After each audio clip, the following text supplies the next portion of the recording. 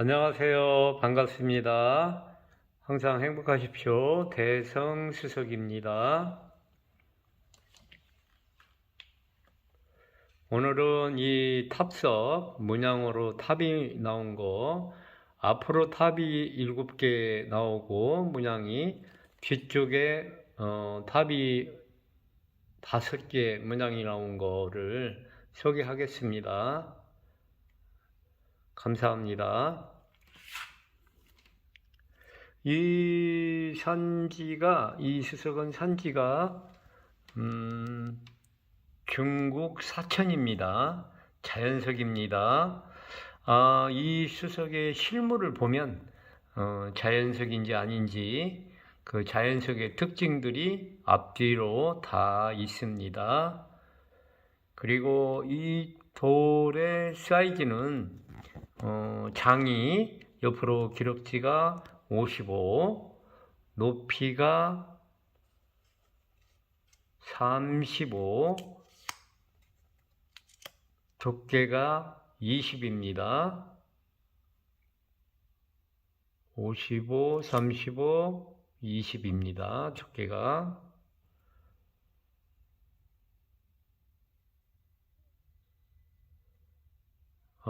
이 수석을 촬영하면서 제가 오늘은 이 수석이 성경 말씀에 나오거든요. 이 탑이 성경 말씀에 그 바벨탑 사건, 바벨탑에 대해서 나와요.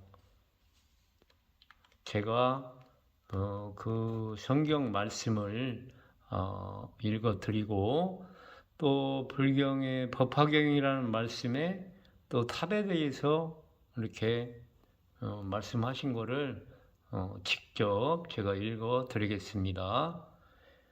왜 그러냐면은 이제 이 수석을 할 때 질형색 그러거든요. 석질이 좋아야 되고 형태가 좋아야 되고 색감이 좋아야 되고 구도 또는 수마 이런 걸 다 고려해서 이렇게 하거든요.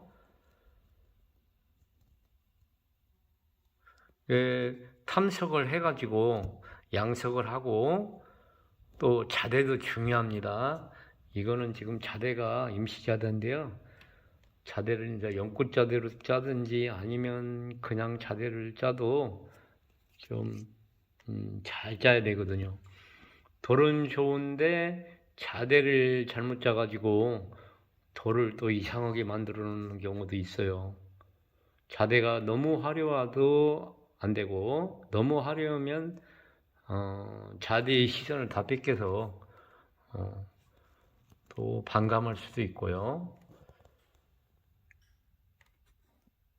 그 자대열도 중요하고 또 연출도 중요한데 그 조명이랄지 그 내부 시설이랄지 그러한 연출 방법에 따라서도 사람의 와닿는 느낌이 전혀 다르고 아주 쾌정한 느낌도 들고 좀 별로로 느끼는 경우도 있고 그러니까 자대나 연출이나 탐석을 해서 양석하는 거 그런 것이 다 중요한 거거든요. 자대도 정말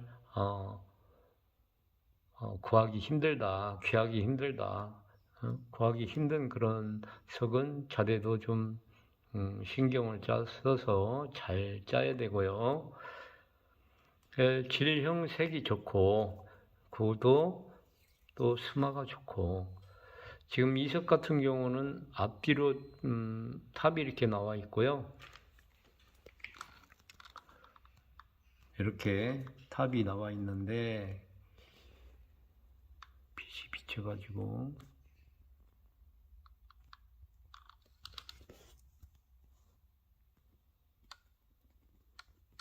일곱 개의 탑이 나와 있는데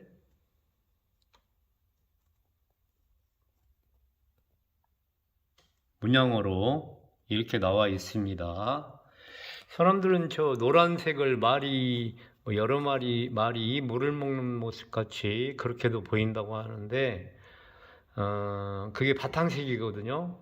노랗거나 하얗거나 그 부분이 바탕이고 이 탑이 문양이거든요. 그렇게 봐야 된다고 저는 생각을 하고요.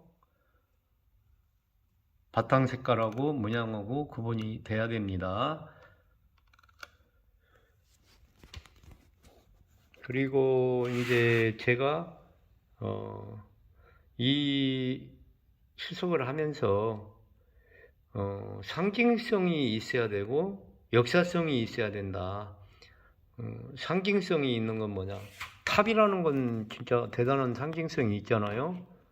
그 바벨탑부터 뭐 중국, 인도, 한국 전 세계에 걸쳐서 이 탑이 상징성이 있고 또 역사성이 있잖아요. 오랜 세월 했으니까 조성을 하고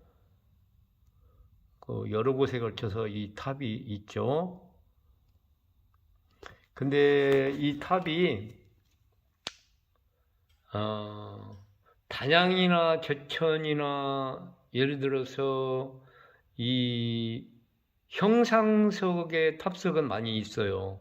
저도 밖에 지금 형상으로 된 탑석이 2m짜리가 있는데 형상으로 나오는 탑석은 많이 있는데 문양으로 이렇게 탑이 나오는 경우는 정말 귀한 거예요. 이게 어려운 겁니다. 저도 뭐 30년 가까이 하고 수없는 사람들 거를 이 수석을 감상을 하고 보았지만 탑이 이렇게 있는 거는 저는 못 봤어요. 지금까지. 형상으로 되어 있는 탑은 많이 봤는데 문양으로 이렇게 구체적으로 탑이 이렇게 나오는 경우는 못 봤거든요. 저도 이제 구입을 한 거고요. 상징성이 있고 역사성이 있고 형질색이 좋고 수마, 연출, 양석, 좌대 그런 것이 되면 좋으면 좋을수록 말하자면 이제 가격을 따진다면 비싸지는 거죠. 그만큼 어려우니까 고가가 형성이 되는 거고요. 그러면은 지금 제가 성경에 있는 말씀을 한번 읽어 드리겠습니다. 일반인들은 이거 모를 수가 있거든요. 전혀. 또는 초보분들이나 이런 분들은 모를 수가 있으니까 이렇게 있습니다. 창세기 11장에 이렇게 나옵니다. 서로 말하되 자 벽돌을 만들어 견고히 굽자 하고 이에 벽돌로 돌을 대신하여 역청으로 진흙을 대신하고 또 말하되 자 성읍과 탑을 건설하여 탑을 건설한다잖아요. 성읍과 탑을 건설하여 그 탑 꼭대기를 하늘에 닿게 하여 탑이 얼마나 높은지 탑 꼭대기를 하늘에 닿게 한다네요. 닿게 하여 우리의 이름을 내고 온 지면에 흩어짐을 면하자 하더니 여호와께서 사람들이 건설하는 그 성읍과 탑을 보려고 내려오셨더라. 여호와께서 이르시되 이 무리가 한 족속이요 언어도 하나이므로 이같이 시작하였으니 이후로는 그 하고자 하는 일을 막을 수 없으리로다. 자 우리가 내려가서 거기서 그들의 언어를 혼잡하게 하여 그들이 서로 알아듣지 못하게 하자 하시고 여호와께서 거기서 그들을 온 지면에 흩으셨으므로 그들이 그 도시를 건설하기를 그쳤더라. 그러므로 그 이름을 바벨이라 하니 이는 여호와께서 거기서 온 땅의 언어를 혼잡하게 하였음이니라. 여호와께서 거기서 그들을 온 지면에 흩으셨더라. 이렇게 써 있잖아요. 성경에 이게 엄청난 사건이거든요. 여기 보면은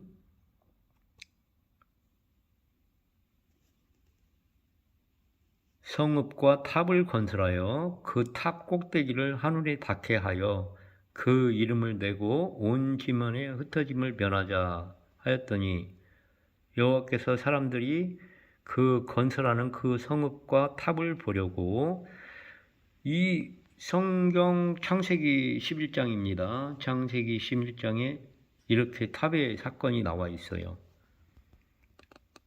이렇게. 근데 그러니까 이제 기독교 장로님이나 기독교 쪽에서 박물관을 만든다면, 응? 박물관을 만든다면은 이런 탑 모양이 꼭 필요한 거죠. 왜? 그 바벨탑 사건을 연출을 하려면은 뭐 그냥 깎으면 되죠. 석궁들은 얼마든지 있고 가서 깎아가지고 그냥 만들면 되는데, 지금 이 수석은 사람이 손을 댄 게 아니에요. 사람이 손을 댄 것이 아니고 이 성경의 말씀대로 하면 뭐냐? 하나님 만드신 거죠. 하나님이 천지를 창조하고 모든 만물을 만드셨다고 하니까. 그러니까 제사의 단을 쌀 때, 이 제사의 단을 쌀 때 보면은 사람이 깎아 만드는 걸로 하지 말라고 했어요. 자연석을 싸서 만들으라고 했거든요. 하나님 만드신 그대로 쓰란 얘기죠. 이 수석 같은 경우는 사람이 만드는 게 아니에요. 자연석이고 성경의 말씀대로 하면 하나님 만드신 그 자체죠. 그런 수석이죠. 그리고 바벨탑 그러한 내용이 있고, 그래서 자연석으로 나온 거를 그렇게 전시관, 박물관을 지금 만드시는 분들이 계시거든요. 기독교 쪽도 있고 불교 쪽도 있고 뭐 그 외에 기타 종교에서도 수석 전시관, 박물관 뭐 여러 가지를 만들고 있어요. 왜 이런 말씀을 드리냐면은 지금 수석을 구입하시는 여러 소장자들이 많이 있거든요. 그러면 이러한 내용을 가지고 박물관, 전시관을 만드는 그런 분들이 결국에는 이 수석이 돌고 돌아서 수백억씩 들여서 박물관, 전시관을 만드는 그런 분들한테 거의 다 들어가고 팔려요. 그렇다면은 내가 소장하고자 하는 그런 수석을 구입을 할 때 구체적인 그러한 어떤 것을 해야 되는가 그런 거를 아시고 구입을 하시면 더 좋고요.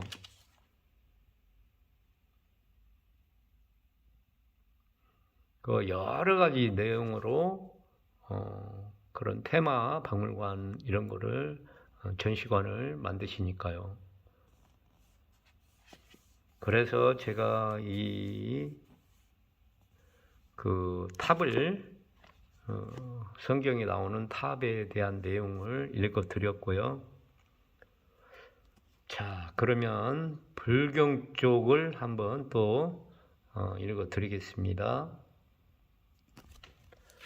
불경에는 뭐라고 써 있는지 한번 볼까요?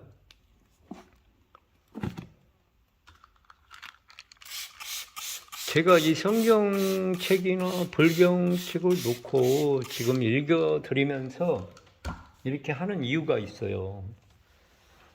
수석을 구입하고 탐색하거나 했을 때 자기한테 뭐 복으로 이런 수석이 자기한테 오는데 어떠한 수석이 정말 소중하고 또 투자 가치가 있고 또 소장 가치가 있고 하는지를 아시고 탐색을 하거나 구입을 해야 된다는 거예요. 그러면은 기독교 쪽에서는 뭐냐?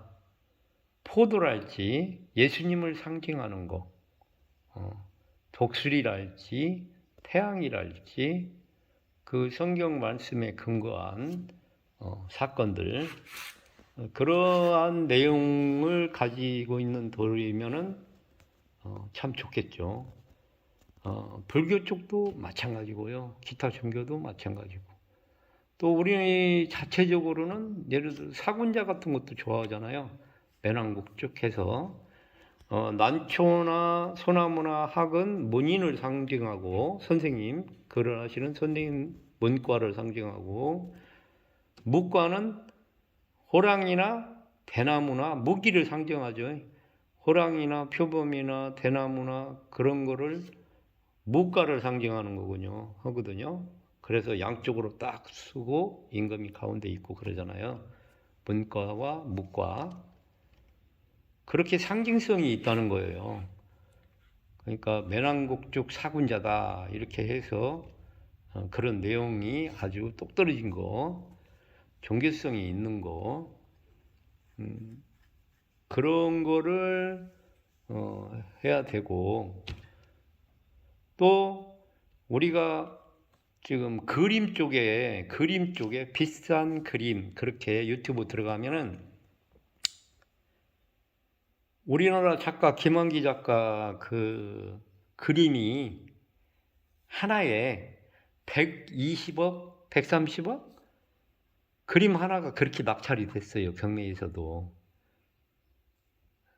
100억이 넘게 그렇게 되는 거예요. 그림이 형상도 아니고. 자, 그러면 외국의 피카소 그림이나 또 그 위에 작가들 그림을 보면 3천억, 5천억 그래요. 그림 하나에. 그리고 수석을 보면 중국의 수석 한 점에 90억, 80억, 150억. 그렇게 경매에서 낙찰되기도 하고, 자기가 희망 가격으로 뭐 몇십억을 부르고 몇백억을 부르는 건 상관이 없는 거고, 경매를 통해서 50억씩, 100억씩 그렇게 낙찰이 된다는 거는 좀 다른 시각에서 봐야죠. 그만큼 어떤 가치성이 있다는 얘기죠.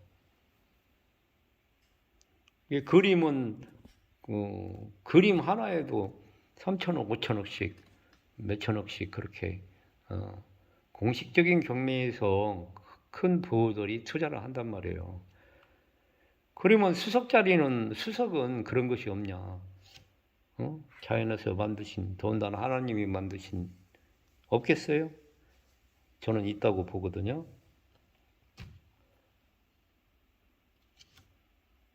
자, 그러면 비싼 그림, 비싼 수석 그렇게 들어가면은 그림이나 각종 여러 가지들이 그렇게 나오고요.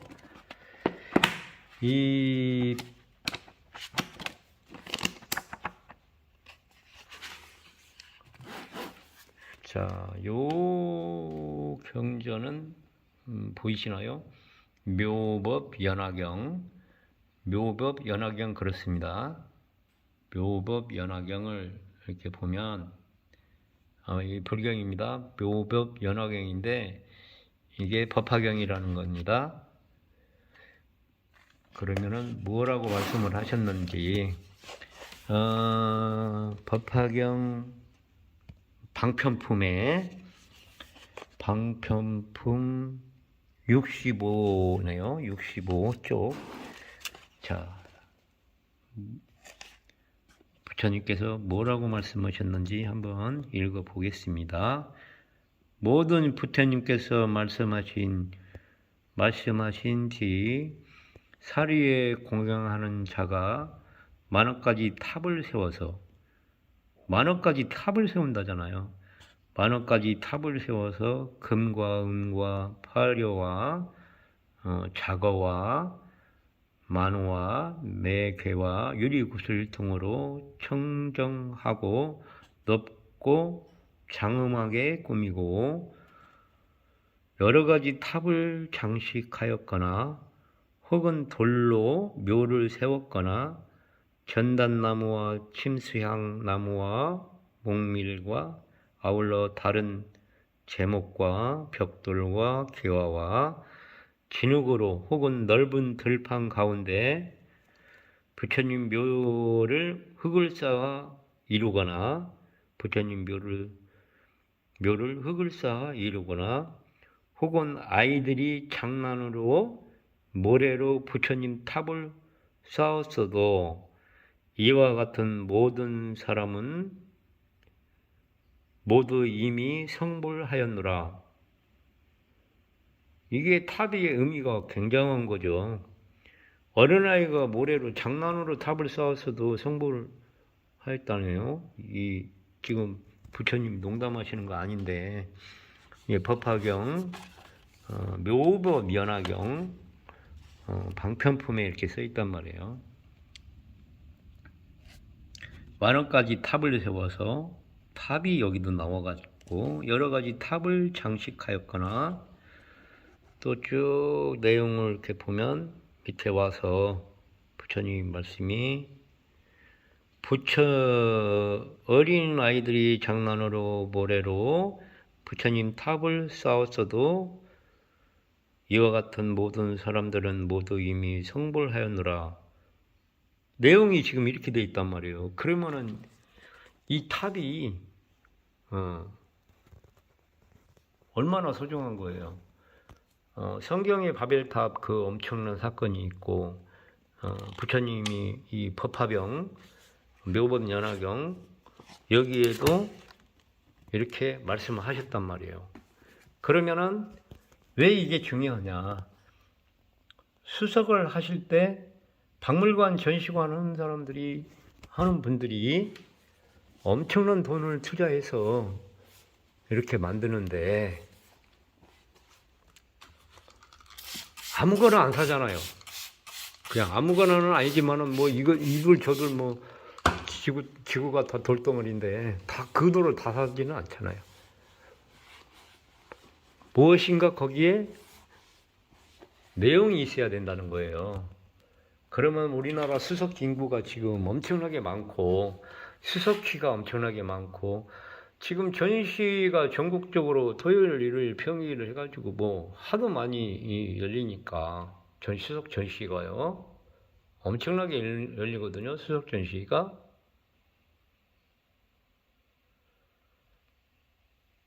그래서 저는 전시관, 박물관 이런 거 하시는 분들한테 납품을 하다 보니까 어떤 수석을 해야 부가가치가 크겠구나. 그거를 하다 보니까 이렇게 이제 이런 걸 해야 되고 또 그런 거 하시는 회장님들이 오셔가지고 그냥 아무거나 사는 거 아니에요. 그런 내용에 부합한 거를 구입을 하시더라고. 산수경의 문양, 산수경이 나온 거라 또 그것도 굉장히 잘 나와 있는 그런 것들이 있고요. 문양도 마찬가지고.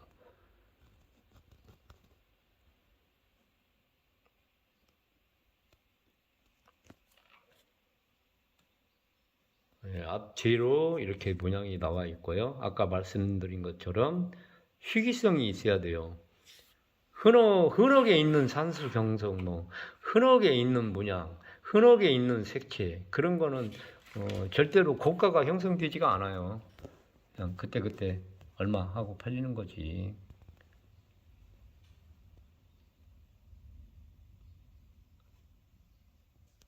이렇게 나왔고요. 호랑이가 아주 호랑이 모습이 잘 나왔다든지 힘을 상징하는 사자 모습이 잘 나왔다든지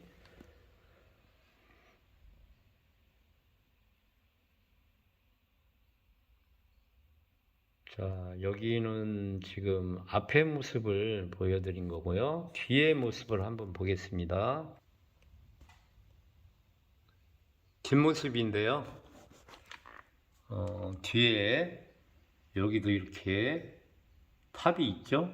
저 하나, 둘, 셋, 넷, 다섯 개의 탑이 이렇게 문양이 나왔습니다.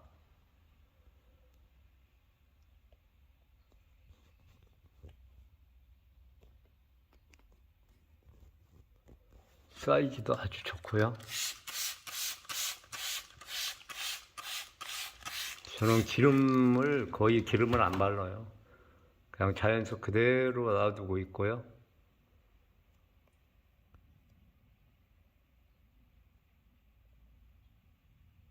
이 문양이 저 위만큼 올라가 있어도 별로였을 거예요. 차라리 밑으로 좀 더 내려오면 더 좋았죠. 그래도 지금 뭐 보는 데는 아무 지장이 없고 이렇게 나와 있죠.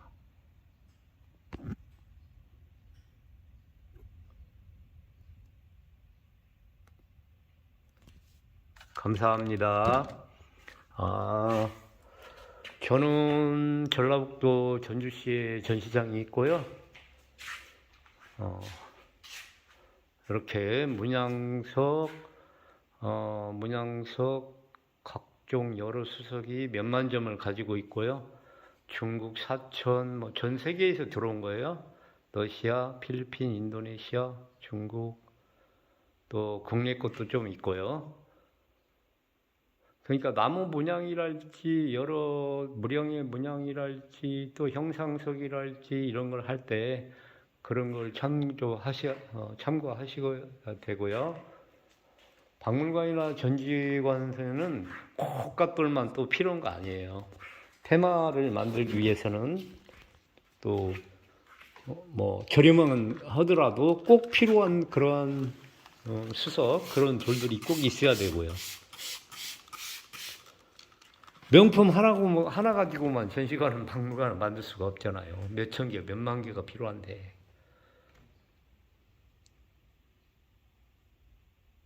제주도의 돌박물관 거기도 가보면 그 제주도의 자연석, 그 수석 그걸 가지고 제주 돌박물관 그 제주도에서 그 만들어 놨잖아요.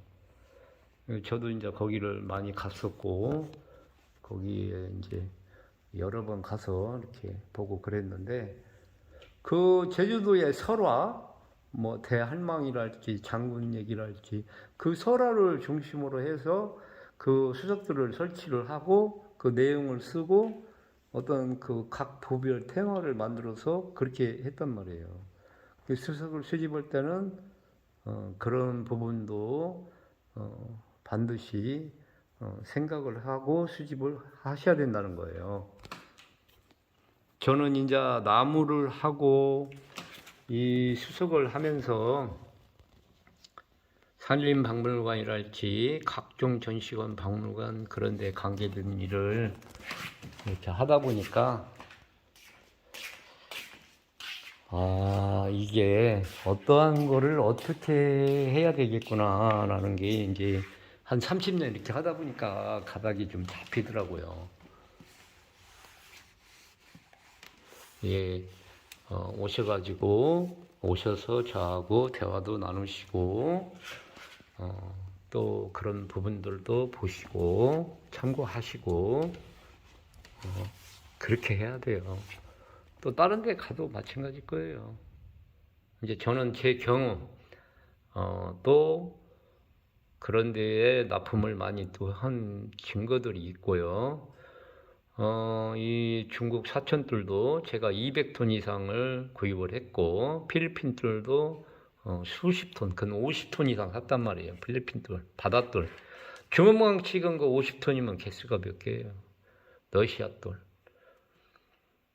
그래서 판매도 하고 또 그런 과정을 거치면서 공부를 많이 했어요. 서로 의견을 나눌 수 있고 제가 가르쳐 드릴 수 있는 부분은 가르쳐 드리고 또 제가 배울 부분이 있으면은 또 배워서 같이 이렇게 하면 좋고요. 감사합니다. 항상 행복하십시오. 고맙습니다.